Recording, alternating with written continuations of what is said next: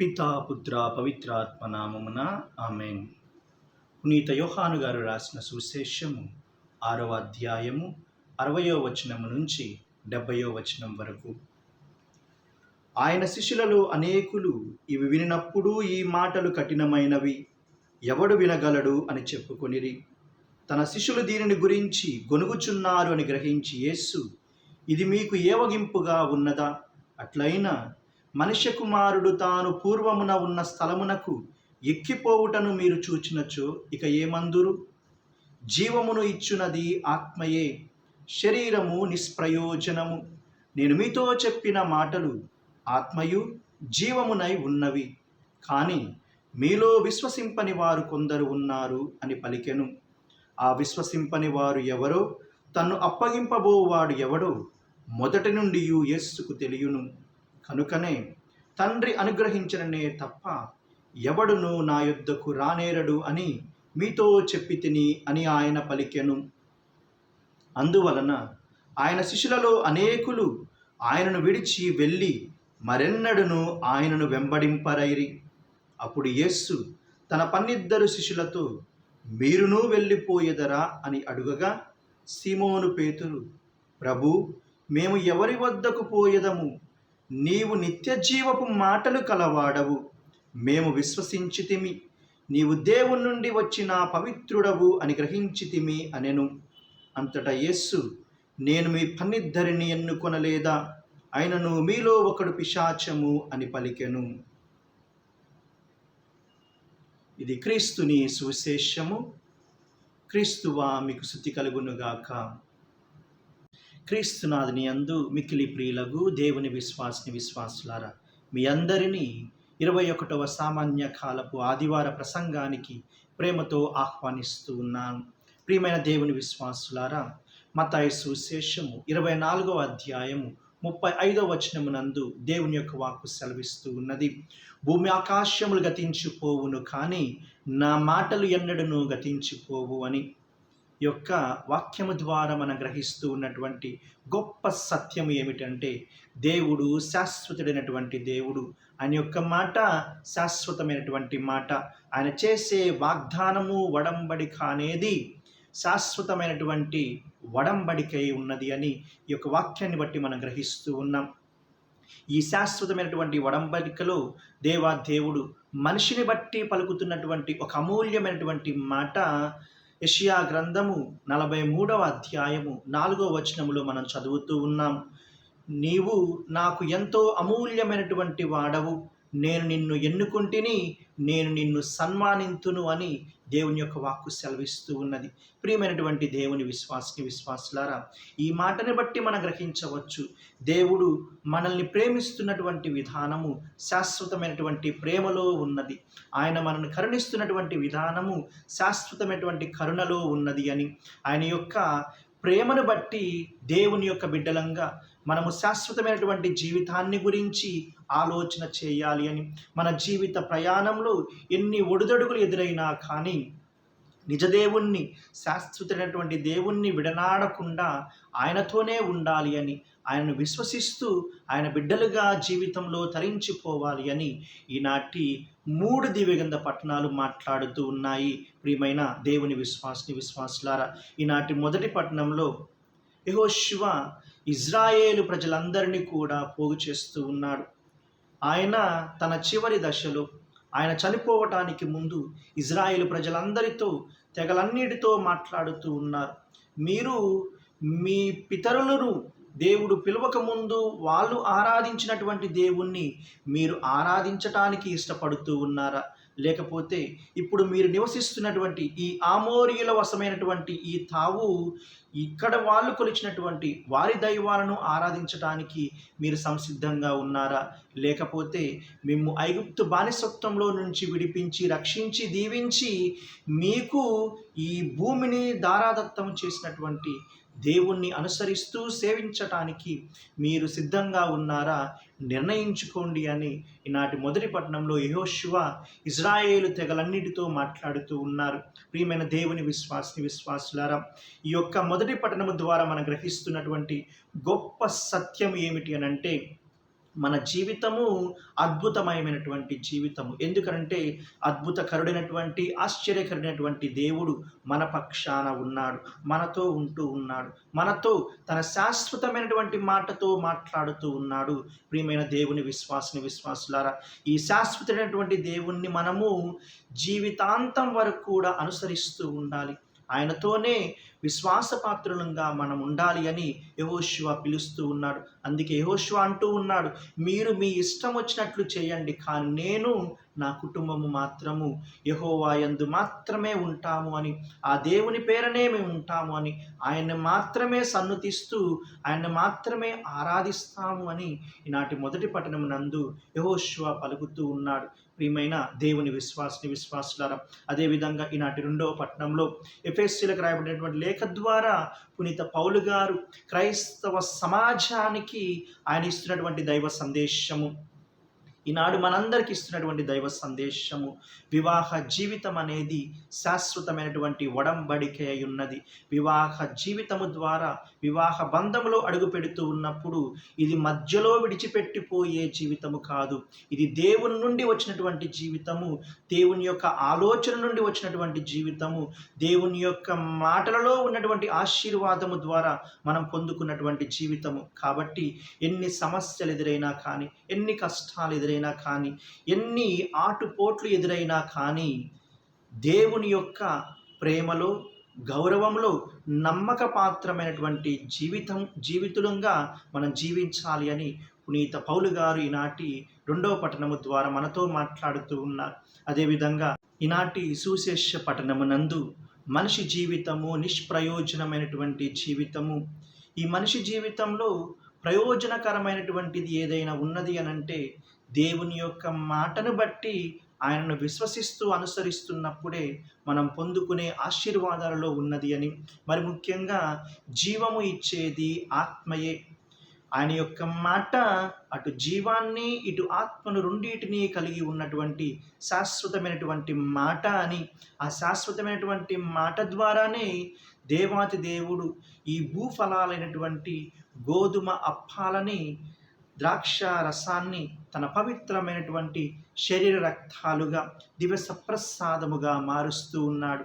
ప్రియమైన దేవుని విశ్వాసులారా, దివ్య సప్రసాదం అనేది శాశ్వతమైనటువంటి ఆశీర్వాదాలతో నింపబడినటువంటి అనుగ్రహము.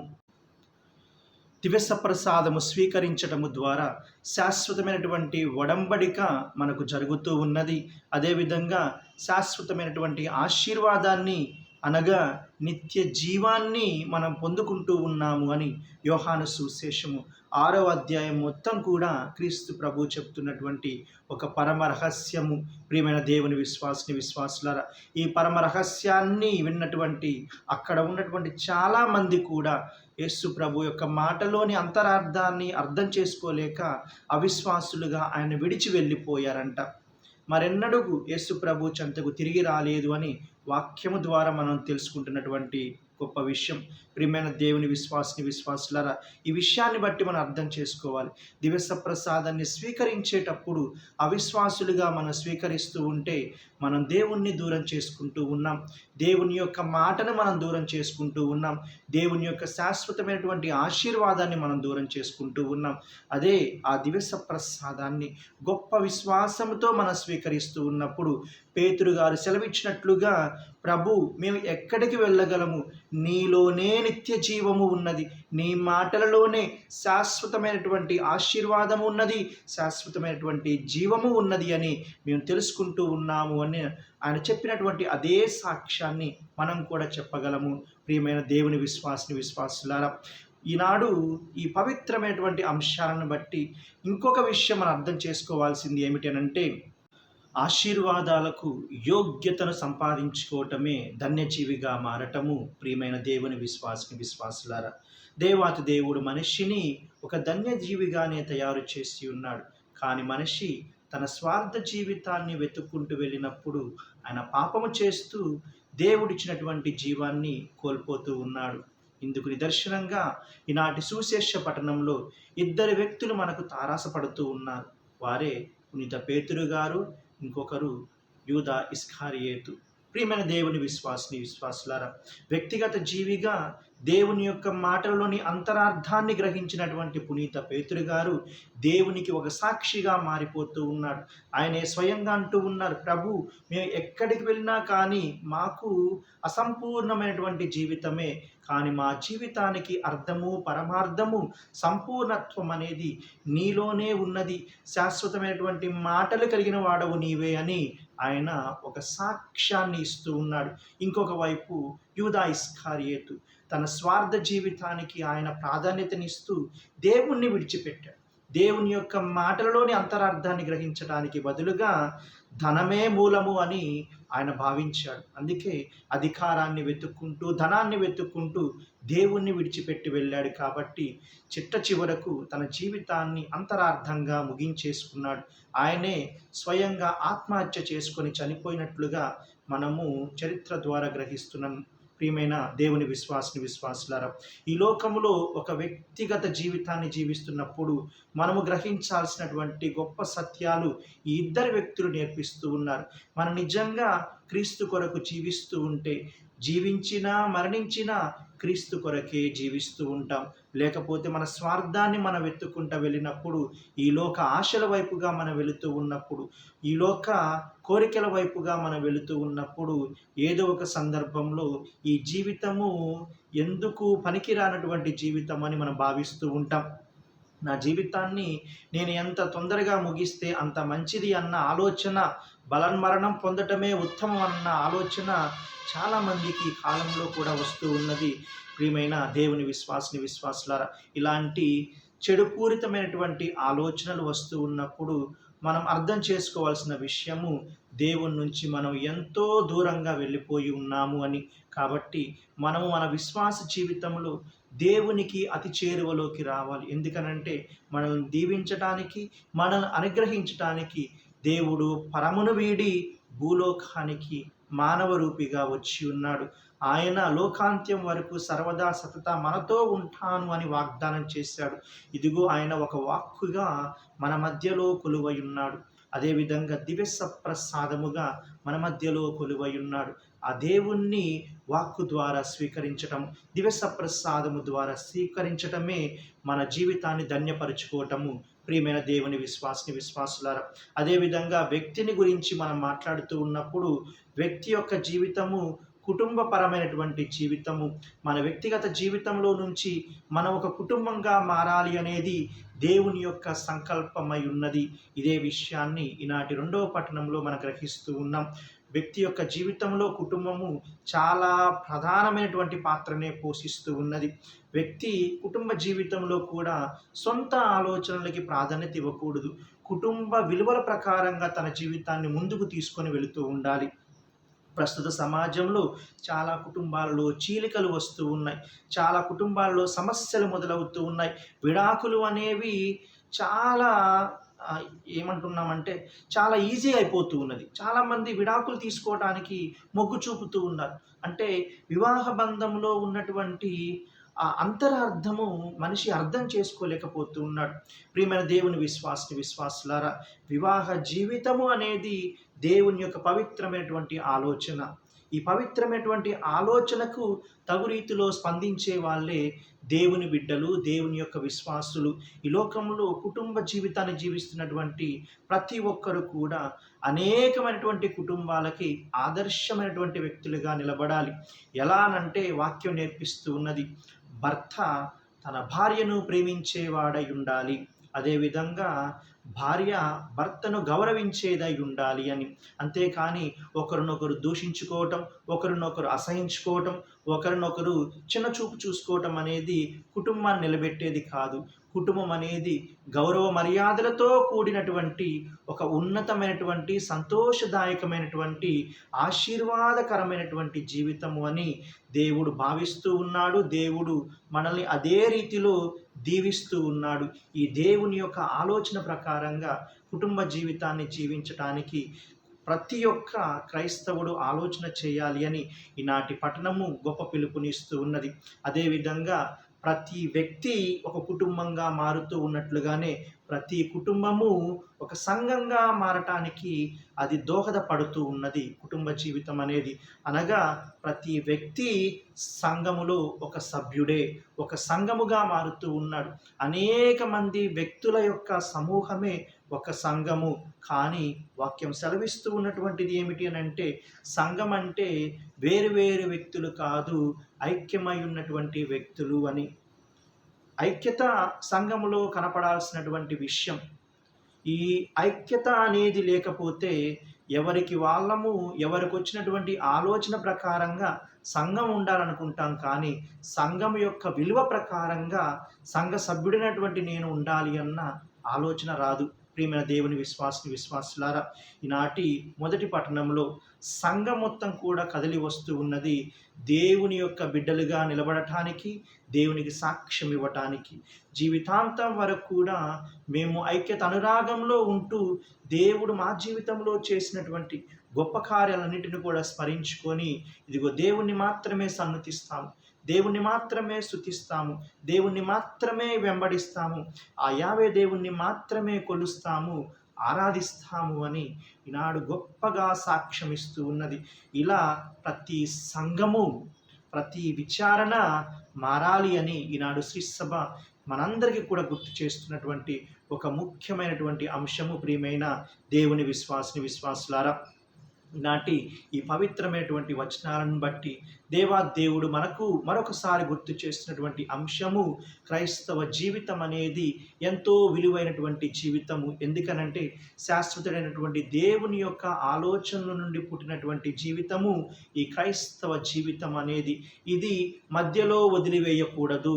దేవుణ్ణి జీవితాంతం వరకు కూడా వెంబడించాల్సినటువంటి జీవితం ఇది.